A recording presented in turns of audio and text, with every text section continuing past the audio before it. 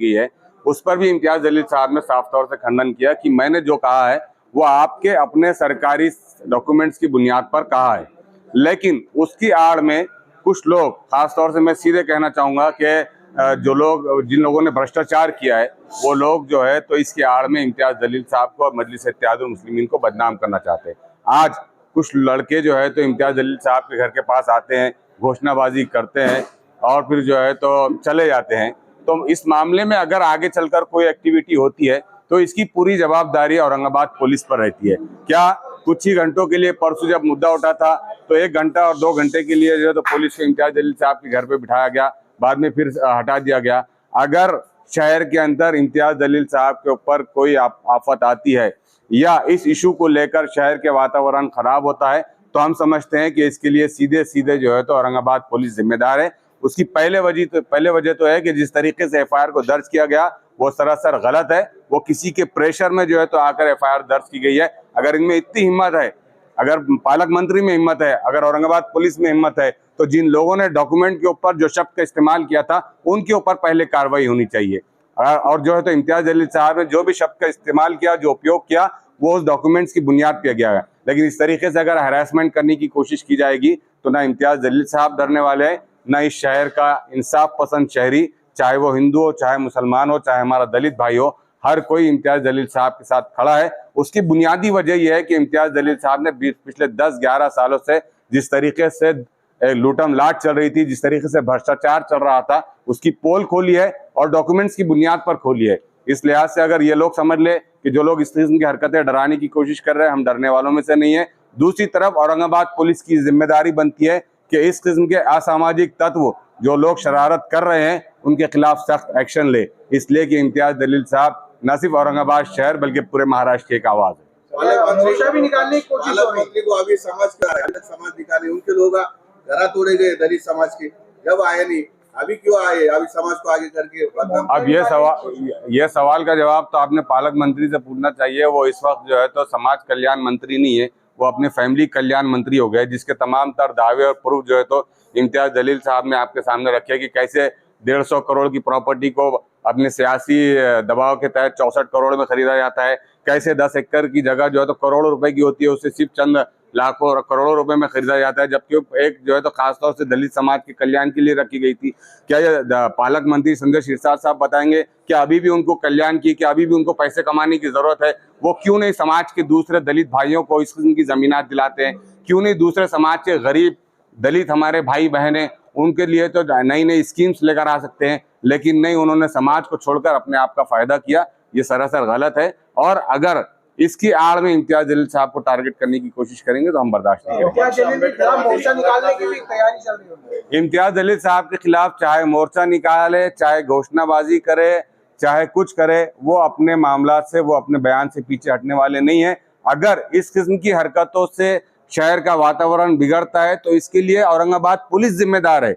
इसीलिए हम आपके माध्यम से पुलिस से मैसेज कन्वे करना चाह रहे हैं कि इस किस्म के शरारती तत्वों को के ऊपर वो सख्त से सख्त कार्रवाई करे, ताकि जो है तो शहर का वातावरण अमन अमान कायम रहे। देखिए, अभी शारिक नक्शबंदी साहब ने जिस तरह बताया कि इम्तियाज जलील साहब ने जब से यहाँ के पालक मंत्री के बारे में कहा है और वो कोई ऐसी मनगढ़ंत बातें नहीं है, रिकॉर्ड के साथ में उन्होंने पेश किया है, लेकिन पता नहीं क्यों कुछ दलालों को जो है तो ये बात बुरी नज़र आ रही है।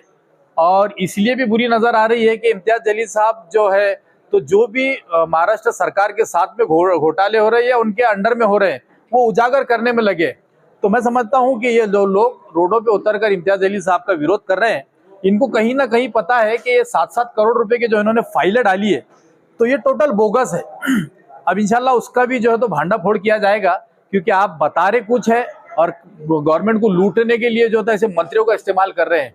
और मैं अभी जैसा शारिक साहब ने कहा, इम्तियाज जलील साहब के घर के सामने से कुछ जो है तो गुंडे टाइप के लोग जाते जाते नारे लगा रहे हैं, कुछ गैर गलत बात कर रहे हैं।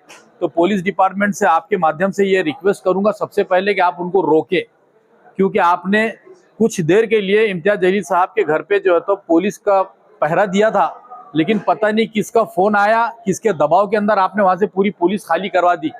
और हम यहीं पर शहर में देख रहे हैं जो लोग जो है तो इलीगल कारोबार करते हैं, जो जिनकी कोई हैसियत नहीं है, औकात नहीं है, आज पुलिस जो है तो उनको सिक्योरिटी दे रही है।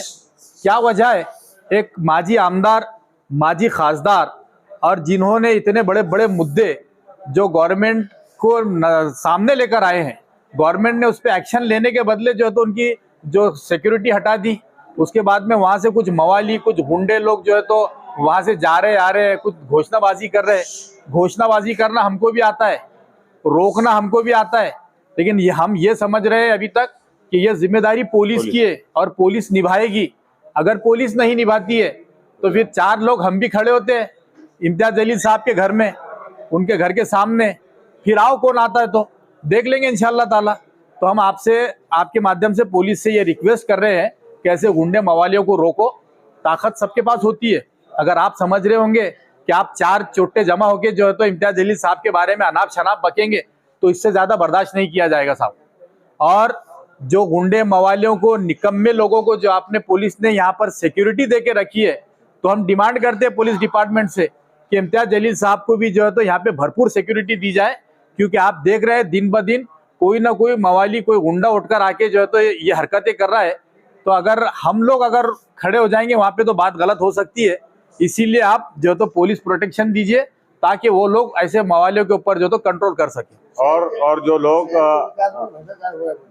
शहर के विकास में तो यकीनन हुआ है। इसके बाद में हम ये भी लेने वाले हैं क्योंकि 307 करोड़ के जो रोडें बनी है, महानगर पालिका का कोई इसके ऊपर सुपरविजन नहीं था। आज देखिए कि जगह जगह धूल उड़ रही है, कहीं क्रैक्स है, कहीं पे तो पूरे रोड जो तो उखड़ के ऐसा लग रहा है कि 50-50 साल हो गए रोड बन के। तो ये भ्रष्टाचार के मुद्दे तो आते रहेंगे क्योंकि MIM जो है तो लोगों के काम के लिए आई है। भ्रष्टाचारियों को सपोर्ट कभी नहीं करेंगे हम लोग। एक और बात ये समझिए, एक और बात ये है कि अनकरीब जो है तो महानगर पालिका इलेक्शन होने जा रहे हैं और जाहिर सी बात है कि इस शहर में दलित मुस्लिम जो इत्तेहाद था, वो इत्तेहाद से दूसरी पॉलिटिकल पार्टियों की नींदें उड़ी हुई है और वो इस बेबुनियाद मुद्दे को भुनाने की कोशिश कर रहे हैं और दलित और मुस्लिम समाज के अंदर नफरत और तेढ़ निर्माण पैदा करने की कोशिश कर रहे हैं। लेकिन हमारे आज भी कई सारे नौजवान, बड़ी तादाद में हमारे दलित समाज के नेता, दलित समाज के नौजवान और दलित समाज की महिलाएं हमारे टच में हैं और ये इत्तेहाद को हम टूटने नहीं देने वाले।